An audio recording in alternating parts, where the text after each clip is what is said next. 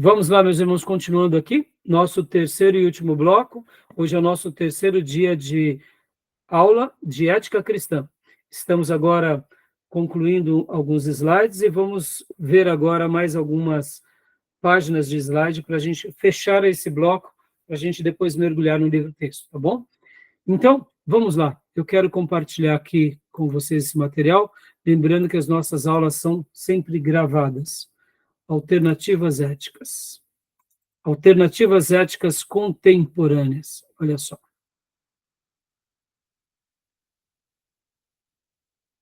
Deixa eu compartilhar aqui com vocês. Alguma pergunta, meus irmãos, do módulo anterior? Alguma dúvida? Algum questionamento? Da minha parte, não. Não.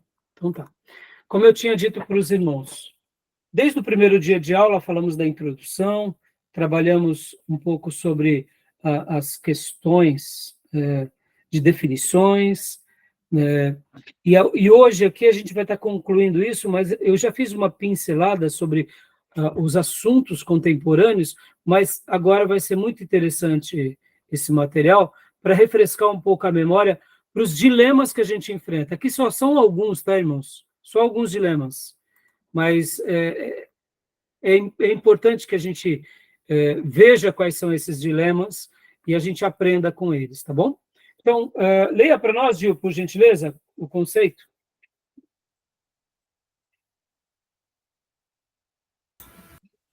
Leio sim. Conceito. Ética é o conjunto de valores ou padrão pelo qual uma pessoa entende o que seja certo ou o que é errado e toma decisões. Joia, nenhum problema até aí, né? E aqui, alternativas éticas. Leia para nós. Cada um de nós tem uma ética.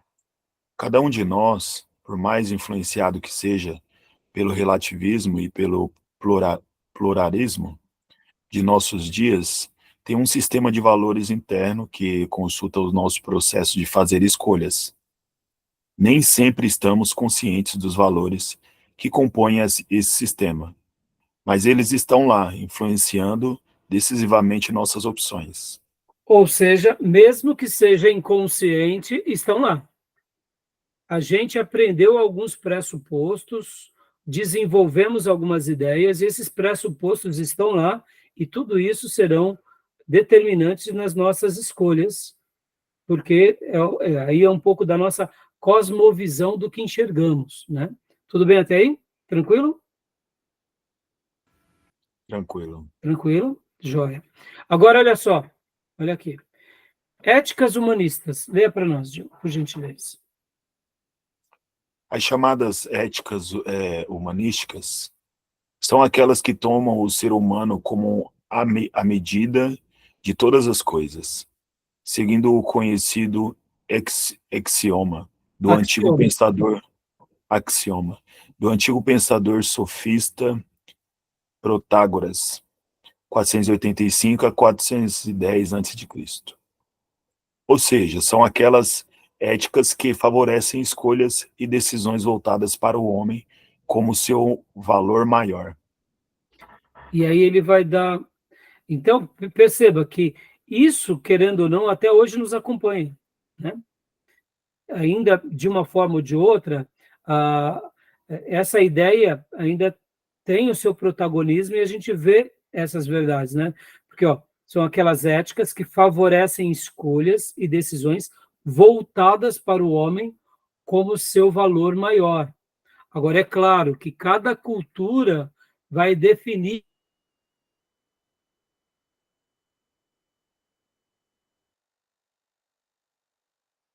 de ontem ou de uma cultura igual a de outra cultura, né? Isso vai se ajustando conforme o povo, conforme a nação e conforme as épocas. Não estou dizendo que está certo, mas é assim que acontece, né? Temos também essa outra ideia, lembra do hedonismo? A gente já comentou nas aulas passadas. Sim. Então, essas palavras aqui é bem interessante. Leia para nós, Gil, por gentileza. O hedonismo é uma forma de ética humanística. É o hedonismo.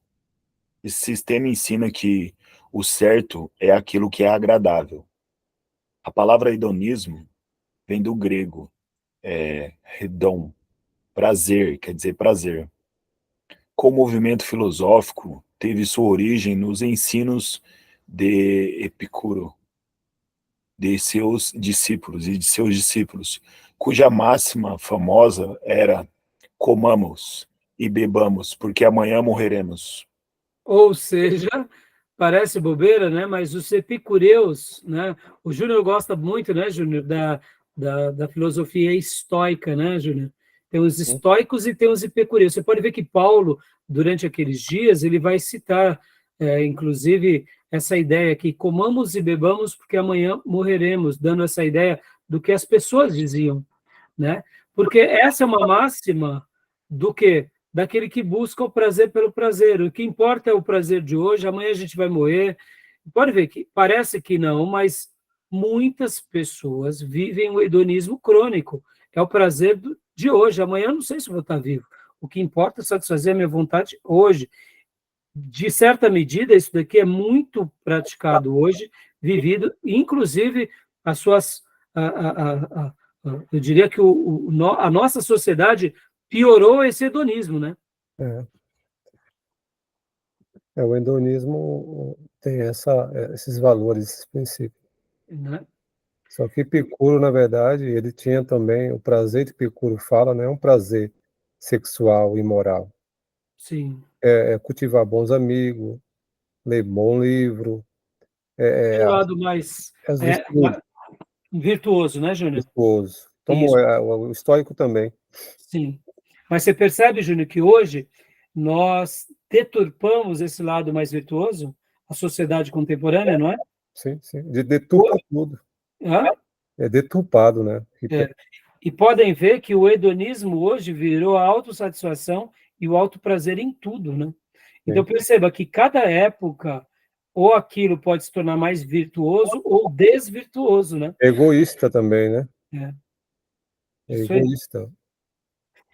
Continua lendo para nós, Gil, por gentileza.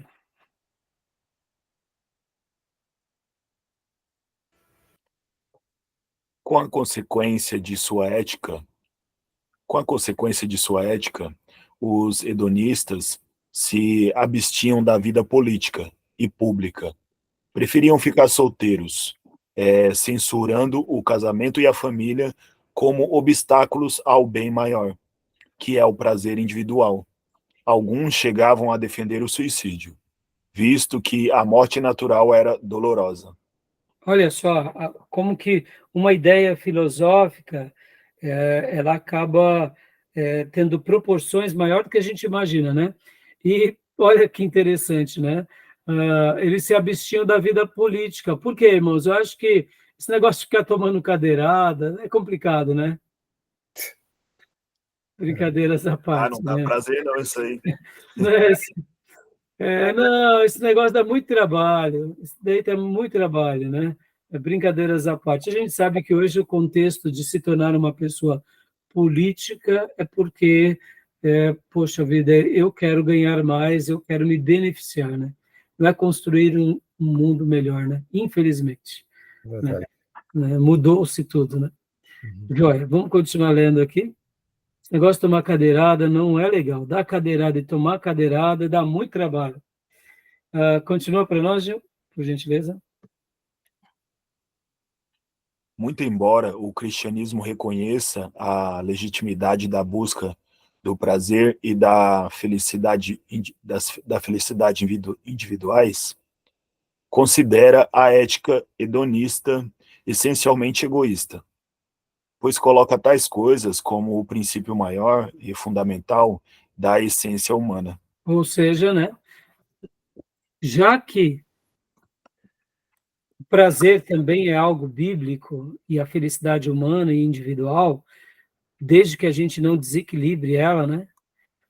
Mas a proposta do hedonismo é como esse lado da existência humana. Então, por isso que a gente não compactua nem com aquele hedonismo, muito menos com a aberração do nosso hedonismo, né? pode ver que a nossa sociedade, ela busca o prazer em tudo, de desmedida, né? Então, mas é importante a gente saber que a gente está vivendo esse contexto, né? Antes de falar do utilitarismo, irmãos, só uma última questão aqui. Vocês notarão que no ministério, muitos casamentos têm base no hedonismo. A pessoa busca o alto prazer e usa do cônjuge como uma ferramenta da autossatisfação em tudo, né? Querem uma mulher para ter sexo, querem uma empregada para ter alimento, e aí querem uma cozinheira para ter alimento e uma empregada para ter casa limpa. Ou seja, é o alto prazer, né? Se a gente não tomar cuidado, a gente pratica o hedonismo até mesmo sem perceber. É uma mulher que não quer o marido, quer um pagador de contas, quer uma pessoa para viajar, quer apenas para comer bem, ou seja, não é uma relação de amor para fazer o outro feliz. É uma relação de casamento para se tornar feliz em detrimento do outro. Tem filhos não para fazê-los crescerem e se tornarem felizes, mas para tê-los, para que no momento em que puderem, eles venham satisfazer tanto esse pai quanto essa mãe. Ou seja, é uma relação de utilitarismo, que acaba sendo a busca de um prazer desmedido, né? E a gente tem que tomar cuidado com isso, inclusive da maneira em que a gente encara o outro, né? Leia para nós agora, Júnior, por gentileza, o utilitarismo. A gente já viu também, mas essas frases aqui acabam preenchendo bastante lacunas para a gente entender o nosso mundo. Uhum. Por favor. O utilitarismo é um sistema ético que tem como valor máximo que considera o bem maior para o maior número de pessoas. Em outras palavras, o certo é o que for útil, é aquilo que funciona, né? É o que funciona. Até mesmo nas amizades, né, Júnior? Uhum. Em tudo, né? E hoje tá assim, né? Eu vi uma vez um filme, no estado de Nova York, o cara um mendigo tava com uma placa assim, eu sou útil, eu sou utilitarismo, eu sou útil. Exato. Se uma escolha produz felicidade para as pessoas, então é correta. Os principais proponentes da ética utilitarista foram os filósofos ingleses Jeremy Bentham e John Stuart Mill. Isso aí. Continuando para a gente, por gentileza. A ética utilitarista pode parecer estar alinhada com o ensino cristão de buscarmos o bem das pessoas. Ela chega até a ensinar que cada indivíduo deve sacrificar seu prazer pela da coletividade. Entretanto, é perigosamente relativista. Quem vai determinar que é o bem da quem é que vai determinar o que é o bem da maioria? Os nazistas dizimaram milhões de judeus em nome do bem da humanidade. Exatamente. Percebam que utilitarista, ela é perigosa também, né? Ela pode ter até uma proposta que parece ser boa, mas ela é perigosa, né? Tudo bem até aí, meus irmãos? Sim. Tranquilo? Existencialismo, Júnior, para a gente? Ok. Ainda podemos mencionar o existencialismo, um exemplo de ética humanística, definido por diferentes formas por pensadores como Kierkegaard, Jasper, Heidegger, Sartre e Simone de Beauvoir. O existencialismo é basicamente pessimista. Por que o existencialismo é pessimista, irmãos? Vamos lá, vamos refletir um pouco. Porque geralmente a linha existencialista é pessimista. Por quê?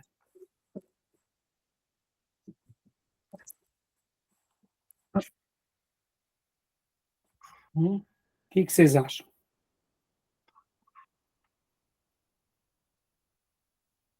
Vamos lá. A vida, vamos ser franco aqui, ela é colorida ou ela é preto e branco? Preto e branco. As pessoas são boas ou são más? Na sua grande maioria. Vamos falar aqui genericamente. A gente tende para o bem ou tende para o mal? O mal, O mal. A gente tende para o altruísmo ou para o egoísmo? egoísmo, A gente tende para a justiça ou para a corrupção? corrupção, Tá no... Então, dentro dos princípios filosóficos do existencialismo, você avalia essa realidade que ela é nua e crua. Logo, a gente acaba tendo uma perspectiva pessimista. É porque Porque você vê o problema pelo problema, você não vê o problema com a solução. Porque já que o fator é dar uma resposta ao ser humano, a nossa resposta é Deus. Não somos nós mesmos, né? Pode falar, Júnior. o existencialismo ele prega o existir, né? É. E não o viver. Não, tem uma frase que dizia: E não por vir, né? não apenas exista, mas viva. Exatamente. E diante dessa existência nua e crua, famílias são difíceis de serem vividas, relacionamentos são antagônicos, ideias são complexas, cabeças, cada uma tem uma sentença, logo, a vida se torna muito pessimista. Pode ser uma discussão interessante? Sim, ela é interessante, porque a gente tem que realmente avaliar o que... Mas a gente perde a esperança, né? Não tem perspectiva, né? Não tem perspectiva.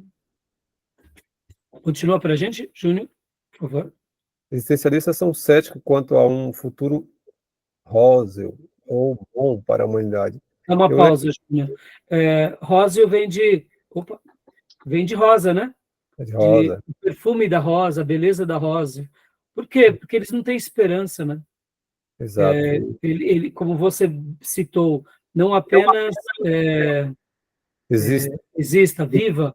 Isso. Quando você vive e quando você sabe que é possível se recriar e que existe o Criador que nos chama a recriar uma nova vida e há uma vida melhor que nos aguarda, mas a gente já começa a desfrutar daquela vida futura nesse presente agora, então a gente tem sim esse futuro róseo, mas eles não têm, por quê? Porque o que tem é a existência pela existência do agora, né?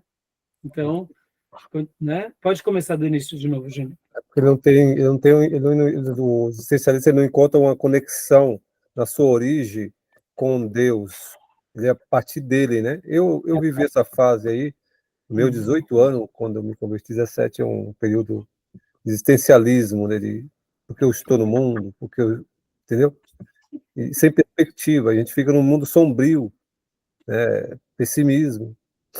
Fica num limbo, né, Júnior? Num limbo existencial.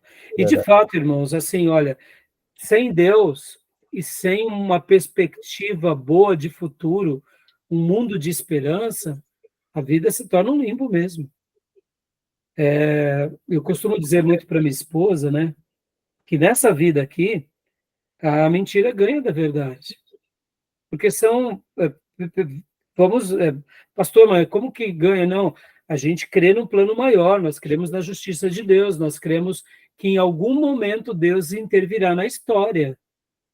Mas percebam, irmãos, até Jesus foi traído, pessoas mentiram, mas a gente sabe que o bem vence o mal por causa da perspectiva da fé. E é isso que nos faz ter essa esperança. Mas entre uma verdade e uma mentira, a mentira ela sempre é mais ardilosa. Se não for Deus atuando na história, e se não for essa pessoa esperar em Deus atuar na história, a gente não consegue prevalecer ou superar. Não é? Exato. Então, pode ler para nós, Júnior? Então, os existencialistas são céticos quanto a um futuro róseo ou bom para a humanidade.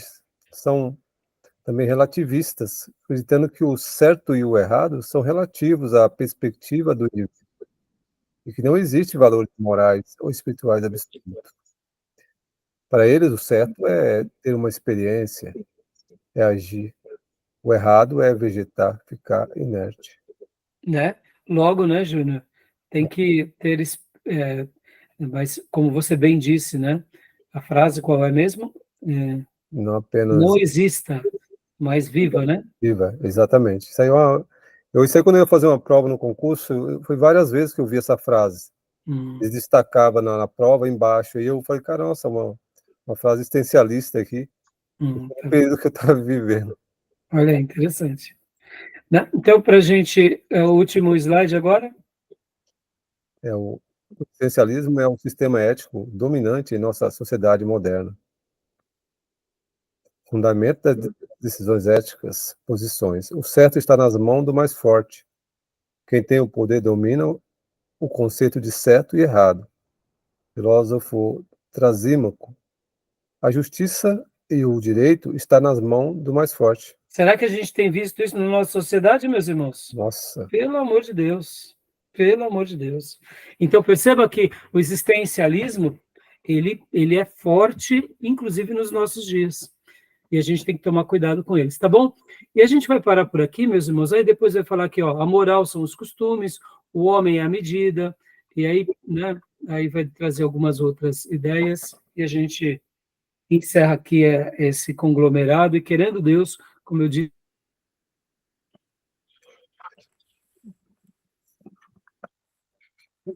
Tá bom? Alguma dúvida, meus irmãos? Alguma pergunta? Deixa eu já...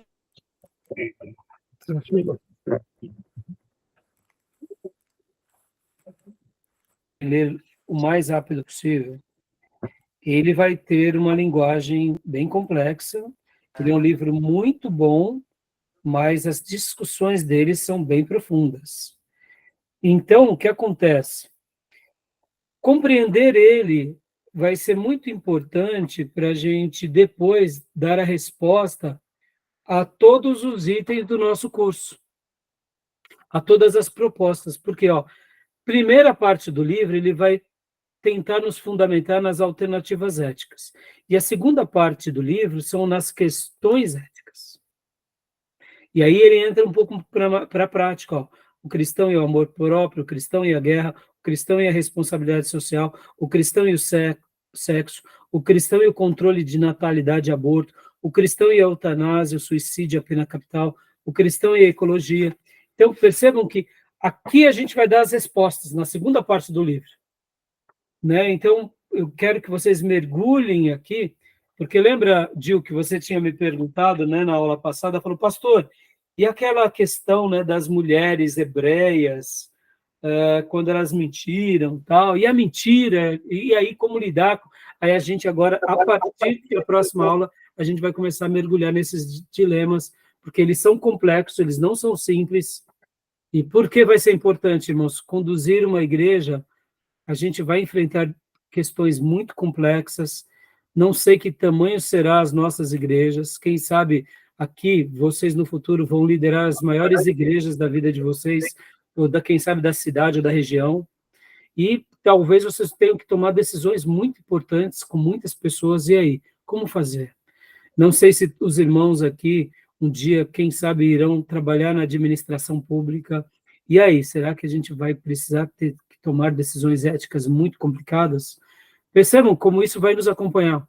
Se os irmãos se tornarem empresários, como que estarão construindo essas empresas em um mundo onde essas questões aparentemente são bem vistas, mas na prática não são? Né? Então, assim, percebam, a gente precisa se aprofundar nos temas.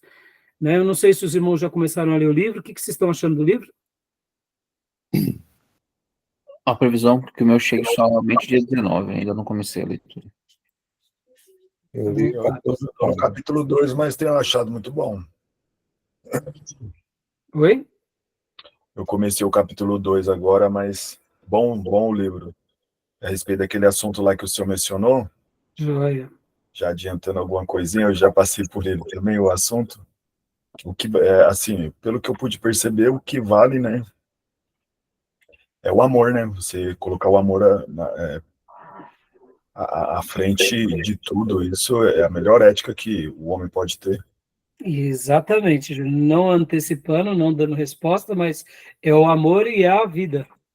É a questão, eu li 14 páginas, Como? eu li 14 páginas e deparei com algumas questões dos 5 tópicos lá, né, dos princípios, né, de norma, né, norma que conflita, né, isso a gente vê no direito, né, uma conflita com a outra, a norma superior tem a hierarquia das normas, então essa norma supera aquela, porque essa é hierarquicamente superior. Como isso é importante, né, Júnior? Super importante, que falar entre a verdade e a mentira, ou a mentira e a vida é um bem maior. A vida é um bem maior. Agora, perceba, se eu sou uma pessoa, por que eu gastei aqui, né, já entrando um pouquinho no livro, para a gente concluir, por que eu gastei essas aulas praticamente pincelando um pouco nas questões éticas, falando um pouco sobre as correntes, um pouco dos pensamentos, das práticas, mas principalmente fundamentando na ética baseada na Bíblia, no Velho Testamento e no Novo. Porque quando a gente tem essa premissa, agora, a partir de então, essas discussões, elas vão ter, vão existir, mas eu não vou manipular aquilo que é do meu interesse para sustentar os meus desvios éticos e morais com a Bíblia, né? Uhum. Isso parece bobeira, mas se nós, como seminaristas e cristãos, não enxergarmos a nossa fundamentação como deve ser, não somente nessa matéria, mas tudo que a gente vem aprendendo ao longo desses anos, e aí, a partir daí, a gente pegar essas discussões para sustentar as nossas heresias, a gente vai fazer loucura em nome de uma leitura ética. Mas se a gente realmente for piedoso e conservar a fé, a gente nunca vai inverter os valores, né? Uhum. Parece bobeira, né, Júnior? Mas é aquilo que difere um advogado de caráter e um sem caráter. Ele vai pegar as leis e vai distorcê-la para sustentar a favor do que for melhor para ele ou para os seus, mesmo que ele altere, né? Então, a ética, essas discussões, essas alternativas, esses debates, quando a gente entende eles bem, mas quando a gente coloca tudo isso à luz das Escrituras, de uma vida de piedade, de verdade, diante de Deus, aí sim a gente consegue entrar nessas discussões e a gente vai errar muito menos, né? É verdade. Né? Mas é importante, né? Aquele texto lá de Acabe, de Micaías, eu não sei se ali tem, eu percebo ali que tem uma questão de ética, né? Da parte de Deus. Lembra do espírito que Deus permite, mentiroso, Sim. nos profetas? Ali é uma ética também, porque Deus, ele permite, se ele falou, o espírito mentiroso, né? Para um fim, né? Para um objetivo, né? Sim, sim. Fazer Deus permite. Agora, é claro, é que ali, né, a gente vê que Micaías estava fazendo uma denúncia aos falsos profetas, né? Uhum. Porque a gente tem que lembrar que o episódio de Micaías é um pouco depois do episódio de Elias no Monte Carmelo, lá, com os 450 profetas, se não me falha a memória, não é? Sim. Mas a questão central aí é a questão que o ético que eu falo, é que Deus fala que permite, o Espírito vem de mentira e fala, eu permito. Ah, Para sim. que entre neles e engane. Engane. Então, Porque eles já são corrompidos, né? exato. Deus, porque Deus, em Deus, como tem um propósito Deus Maior, né? é maior, ele permite. E, inclusive, no seu povo, que tem se desvirtuado da base. exato. Né? E isso é interessante. Interessante. Agora, eu não posso pegar, né, essa permissão, né, Júnior, e Isso. fazer dela a base para dizer, não, Deus está comigo, ele está permitindo, não, filho. Não, Ele está com você, é o espírito da mentira, sai fora. não, Sai fora. ali é excepcional, não é regra. Então, Não é regra. E ali é fazendo uma denúncia, né? exato. Entendeu? Então vai ser muito legal, mas ao mesmo tempo o livro é complexo, por isso que a gente tem que lê-lo com bastante cautela. Eu tinha deixado aqui, eu queria até ter lido para vocês umas frases, irmãos, do livro aqui do Calbart, que ele cita, né, o Anselmo de Cantuária, mas não deu tempo. Mas fica aqui essa obra do Calbart, é uma obra bem complexa, muito filosófica, mas Calbart, ele é muito questionado na teologia, mas ele é um filósofo. Liberal, né? Ele é liberal, mas ao mesmo tempo ele também tem posicionamentos bem conservadores. Por incrível que pareça, irmãos. Por exemplo, né? Ele tem assim uma linha, ele caminha entre esses dois polos, né? Aqui, para vocês terem uma ideia, essa obra aqui, a Introdução à Teologia Evangélica, também do Calbart, muito filosófico, mas ao mesmo tempo também muito é curioso, porque ele vai fazer aqui algumas defesas muito interessantes com relação à fé dele, e é um livro bem curioso. Eu, particularmente, fiquei surpreso, né? Porque ele destaca esse lado da fé dele em Deus. Eu particularmente, eu gostei. E É o- aqui um outro livro que eu indico para vocês também, ó, Dietrich Bonhoeffer, O Discipulado, Bom, né, um grande pastor legal. do passado, que ao mesmo tempo também, né, teve ali o seu grande erro. Tem até um filme baseado na vida de Dietrich Bonhoeffer. Foi ali nos dias de Hitler, e ao mesmo tempo ele tem obras assim muito boas, e é um livro bem interessante sobre essa questão do discipulado. É um pensador. A gente precisa ler essas obras, porque eles nos ajudam bastante a sair dos pressupostos que a gente geralmente é colocado, né? Calbart faz uma afirmação, não sei se foi uma constatação dele Hum. ou se foi uma afirmação, que ele fala que o evangelho seria inaplicável para o homem moderno, o modernismo. Então, eu não sei te dizer, eu não conheço. Tem uma frase dele, não sei se é uma constatação ou se era um pensamento dele, né? Então, porque assim, ele tinha, assim, Júnior, ele é chamado de um teólogo neoliberal, né? Isso, por isso mesmo. Neoliberal. Uhum. Tem vários pontos assim que eu não concordo com Calbart, mas ao mesmo tempo, quando ele vai falar de Deus, da revelação da Bíblia, ele fala de uma forma, nesse livro, pelo menos que eu me recordo, né, de uma forma bem interessante, que eu até apreciei bastante, sabe? Sim, Mas liberalismo, né? é que geralmente nos seminários ele é muito questionado, ele é tido como um herege, praticamente. Porque Mas também liberalismo, né? é, é, Liberal. ele tem coisas que são realmente, na minha opinião, erradas, mas assim tem coisas boas também, né? Então, ouvir tudo e reter o que é bom, né? Isso. Verdade. Tá bom, meus irmãos? Beleza. Fechado, Até então? mais, gente. Então, Fica na paz. Deus abençoe, meus irmãos, até quinta-feira, viu? Tá bom. Boa leitura no livro. Ok. Até mais. Amém. Tchau, Bom tchau. descanso. Deus abençoe. Amém. Até mais. Tchau, tchau.